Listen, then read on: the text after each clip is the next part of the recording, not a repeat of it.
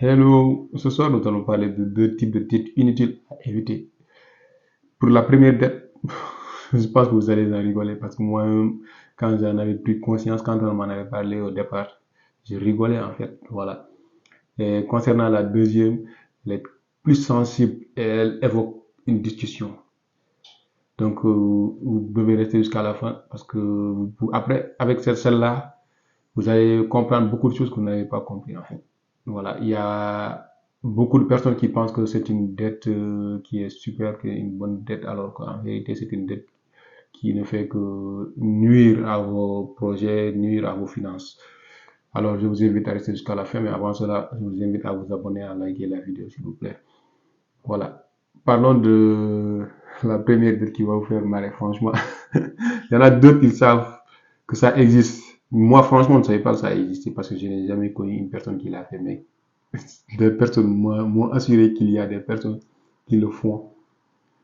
Et ils m'ont donné des preuves même. Bon, même si je ne dois pas citer les personnes qui l'ont fait. Mais ça existe réellement.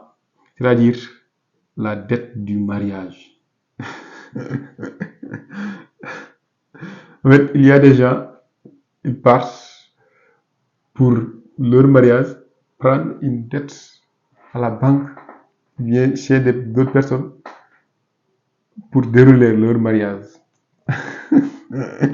C'est-à-dire, ils veulent se marier, mais ils n'ont pas d'argent. Ils partent emprunter de l'argent, utiliser cet argent pour le mariage. Vous savez très bien que ça, c'est inutile, non? Parce que déjà, quand on dit dette, surtout en Afrique, quand on parle de dette, on sait que c'est toujours, il y aura toujours des intérêts. Deuxièmement, quand on parle de mariage, il y a toujours gaspillage d'argent. C'est-à-dire les nourritures, toi tu pars acheter de la nourriture, tu pars acheter tout. Après les griots, tu pars, tu donnes. Ne dis pas qu'il ne faut pas donner aux griots. Chacun a ses convictions. Si tu as des convictions, si pour toi donner aux griots ça te plaît, il faut les donner, ça il n'y a pas de souci. Moi, la tradition ne me dérange pas en fait. Mais le fait d'aller emprunter de l'argent que tu n'as pas, que tu ne possèdes pas, pour aller donner à d'autres personnes ou bien pour aller acheter de la nourriture qu'on doit bazarder pendant 2, 3 jours comme ça. Après, à la fin, à la fin du mariage, tu restes main vide, bras croisés, à attendre. C'est-à-dire cet argent, si tu as vu que tu es allé l'emprunter, c'est parce que tu étais incapable de gagner une telle somme. Maintenant, étant incapable de gagner une telle somme, tu pars emprunter une telle somme qui va encore venir s'additionner à tes dépenses quotidiennes avant le mariage. C'est-à-dire tu auras encore un double, tu vas doubler un dédoublement de frais. Et après ça, tu seras étonné que ta vie soit un enfer. Parce que, ouais, en vérité, on se marie pour quand même être posé. On se marie quand même pour avoir l'esprit tranquille. Mais toi, tu viens de signer ton arrêt de mort. Tu vas faire justement le contraire.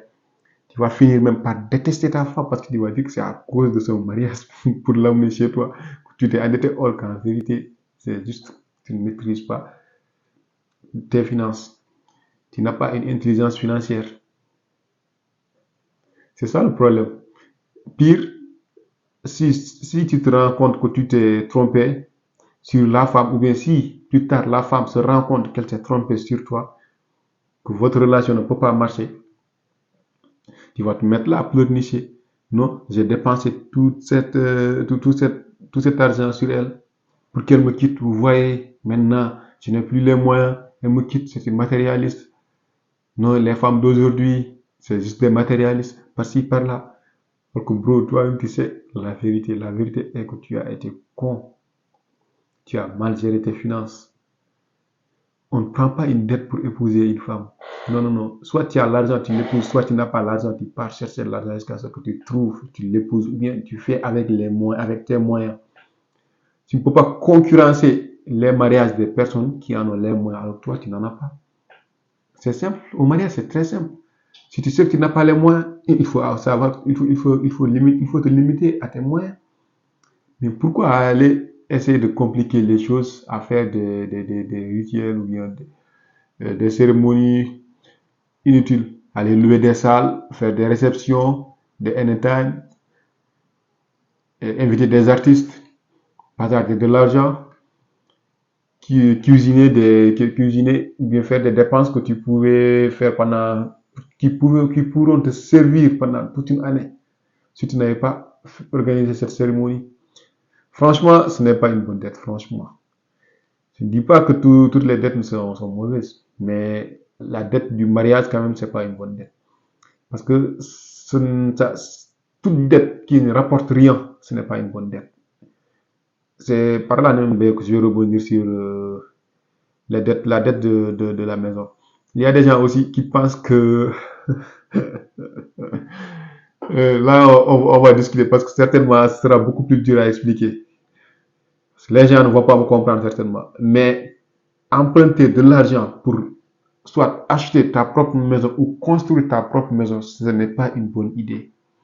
Tu ne peux pas avoir une maison qui ne te rapporte rien, qui ne te sert qu'à dormir. C'est-à-dire, tu rentres la nuit, tu dors dans la maison. La maison, elle ne te rapporte rien. Au contraire même, c'est toi encore qui continues de prendre ton argent pour régler certains problèmes dans la maison.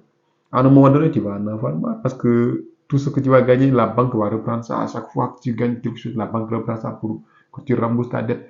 Tu risques de prendre 50 ans pour rembourser ta dette parce que tu sais très bien que ça risque de ne pas marcher. Soit tu rembourses ça au plus vite, mais tu restes là à avoir des problèmes pour ne pas manger. Soit tu continues à avoir cette dette qui va t'étrangler durant tout au long de ta vie. C'est simple. Une maison, avant d'emprunter pour avoir une maison où habiter, il faut d'abord avoir des sources de revenus fiables. C'est-à-dire des sources de revenus dont tu sais que tu travailles ou pas, elles vont te rapporter. Mais tu ne peux pas avoir juste ton boulot et vouloir aller emprunter de l'argent pour pouvoir construire ta maison ou bien pour pouvoir emprunter de l'argent pour pouvoir acheter une autre maison. Ça, c'est pas malin. À un moment donné, tu seras dos au mur et là, tu seras calé. La banque, chaque mois, elle viendra prendre quelque chose. Chaque mois, tu devras avoir de quoi manger. Les frais viendront, les maladies viendront. Parce que nous sommes humains. Tombons malade, c'est logique, c'est naturel, c'est humain. Il y aura tous ces problèmes-là. Et à un moment donné, tu vas sentir que toi, tu travailles pour rien parce que à chaque fois que tu travailles, à la fin du mois, il ne te reste plus dans ton compte. Or qu'en vérité, cet argent que tu avais emprunté pour avoir une maison que tu vas utiliser juste pour dormir, tu pouvais l'utiliser pour avoir une autre maison où tu vas utiliser pour gagner encore d'autres sources, comme une autre source de revenus pour gagner encore plus d'argent. Cet argent que tu vas gagner grâce à la nouvelle maison va construire ta propre maison. C'est-à-dire, tu as une maison qui fait rentrer de l'argent et cet argent que cette maison fait rentrer va te permettre de construire une autre maison. Si tu veux même, tu rembourseras l'argent parce que le fait d'emprunter de l'argent pour construire une maison, ce que les gens ne comprennent pas, c'est que si tu empruntes de l'argent pour construire une nouvelle maison, ce ne sera pas toi qui vas rembourser la dette, mais c'est les clients qui habitent ta maison qui rembourseront la dette. Je m'explique. Les clients, ils sont là, ils logent dans ta maison. Chaque mois, ils paient. Et chaque mois, quand ils paient, la banque, elle prend son dû de l'argent des locataires. C'est-à-dire, toi, ton argent, l'argent que tu gagnais, soit avec tes business, soit avec ton emploi, tu continues de le garder. En même temps, tu continues de gagner un peu plus d'argent. C'est-à-dire, tu as une maison en ton nom, mais cette maison, ce que tu gagnes pour le moment, tu ne le touches pas, mais tu rembourses directement à la banque. Après avoir remboursé la banque, tu verras que c'est la banque même qui va venir te proposer de venir encore emprunter beaucoup d'argent. Parce que la banque a confiance en toi maintenant. Elle sait que toi, tu paies tes dettes. Parce qu'elle sait que toi, tu as une intelligence financière. J'espère que vous m'avez compris. Je ne veux pas tirer la vidéo en longueur encore. Donc, n'oubliez pas de liker et de vous abonner.